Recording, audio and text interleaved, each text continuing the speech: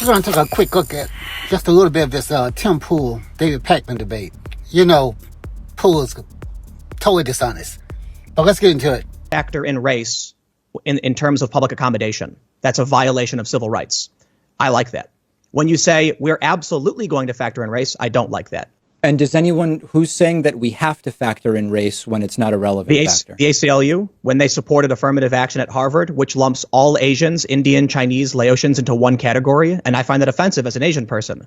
And so when I come out and say... But Tim, that's an identity to say. You should be able to argue whether it's offensive or not offensive, right or not right, without saying because you are part Asian. You find like that's identity politics, which you claim to be against. I agree. And I think the clarification... Are there any categories of protected class that you actually don't think should have protected status? I don't know. Okay. I mean, I have two that I'll bring up. There's two that for me are question marks, and I'll tell you why.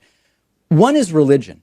And I go back and forth on it for the following reason. On the one hand, we have a country where freedom of and freedom from religion is a very important characteristic of how the country was established. So to say religious belief or lack of religious belief should not be protected, it seems problematic to me in some ways.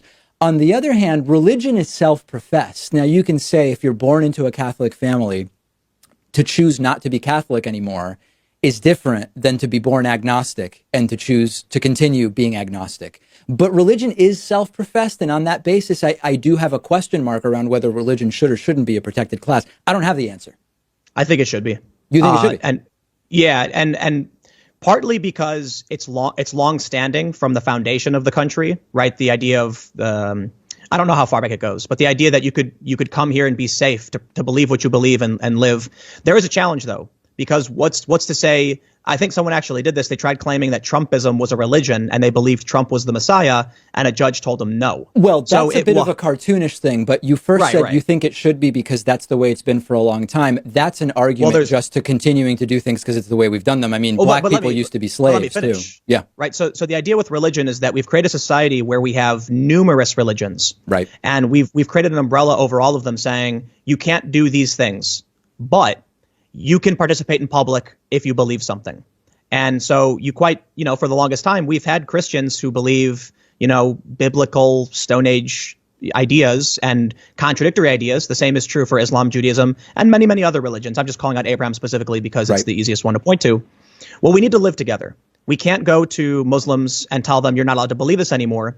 But we can say the practice of doing X based on the Quran or the Bible is against the law. So we do restrict certain practices if it's a violation of the law. Sure, yeah, but those are called crimes, and then it doesn't matter sort of why you're doing it. If something's a crime, it's a crime. I guess my question is, if you say I am part of the Pentecostal religion, that's a sort of self-professed choice, and to me, it's much closer to being someone who skateboards than it is to being someone who's Asian. So for me, religion as a sort of choice that people make is closer to other choices that people make, and it's not an immutable characteristic. So I think if there was a case to be made against protecting religion on that basis, it would be that it's just something people choose. I don't entirely disagree. I think that's a really good point. I think my concern would be, would we remove the protection of religion and then all of a sudden, bakeries and whatever start saying no to people and businesses start restricting access to tax-paying Americans? So, but let me do this. Let me explain to you my rationale for why the baker in Colorado should bake the cake, right? Okay. We all pay taxes. If you want to argue we shouldn't, that's a different argument. Right now we do. That means my money goes towards the roads. It goes towards the plumbing. It goes toward the collective defense. The building you have where you sell goods exists in a space I am contributing to. If you weren't there, someone else could be. It's not fair that I should lose access to a portion of my community because you don't like some immutable characteristic about me.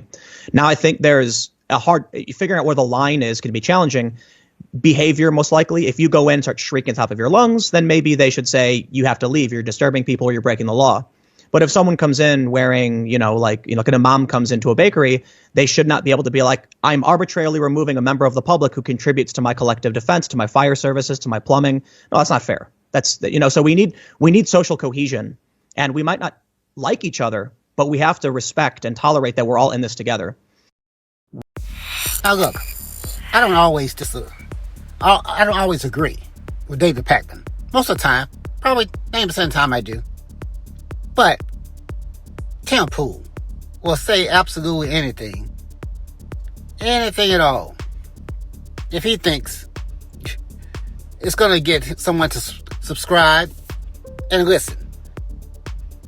Especially if you're on the right. If he thinks you like what you hear on Fox News or Newsmax or any of that crap, he's going to say whatever he thinks you like. Okay, I'm going to step in right here. Anyone being honest with themselves knows Tim Pool is just a grifting, dishonest piece of crap who says what the simple-minded right-wingers who watch Fox News and listen to right-wing talk media on the radio like to hear. So they subscribe, and he makes millions. That's the way it works. He's also an idiot, also. But smart enough to fool bigger idiots. But I guarantee you, Tim Pool would be on the side of this random pharmacy worker who's working at a Walgreens, but makes decisions as if he owns the Walgreens. But a girl comes in and wants birth control pills, but he decides, this random worker, he or she decides not to give the pill because of their own religious beliefs. Not because of Walgreens' policy, not because of CVS's policy, not because of their policies, his own personal belief.